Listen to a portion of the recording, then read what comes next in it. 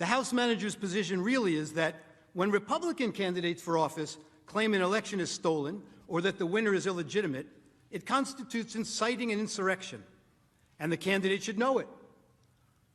But Democratic Party candidates for public elective office are perfectly entitled to claim the election was stolen or that the winner is illegitimate or to make any other outrageous claim they can. It is their absolute right to do so. And it is their absolute right to do so irrespective of whether there's any evidence to support the claim. Democratic candidates can claim that an election was stolen because of Russian collusion or without any explanation at all, and that is perfectly okay and is in no way incitement to an insurrection. And somehow, when Democratic candidates publicly decry an election as stolen or illegitimate, it's never a big lie. You've been doing it for years. But can you imagine telling your supporters that the only way you could possibly lose is if an American election was rigged and stolen from you?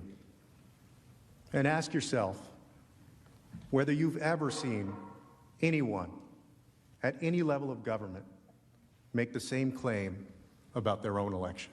If Stacey Abrams doesn't win in Georgia, they stole it. It's clear. It's clear. And I say that publicly, it's clear. You can run the best campaign, you can even become the nominee, and you can have the election stolen from you. He knows he's an illegitimate president. He knows that there were a bunch of different reasons why the election turned out the way it did. Votes remain to be counted.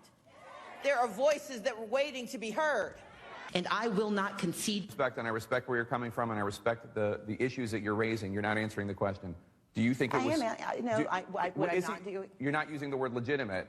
There are still legitimate concerns over the integrity of our elections and of ensuring the principle of one person, one vote. I agree with tens of millions of Americans who are very worried that when they cast the ballot on an electronic voting machine, that there is no paper trail to record that vote. But constantly shifting vote tallies in Ohio and malfunctioning electronic machines which may not have paper receipts have led to additional loss of confidence by the public.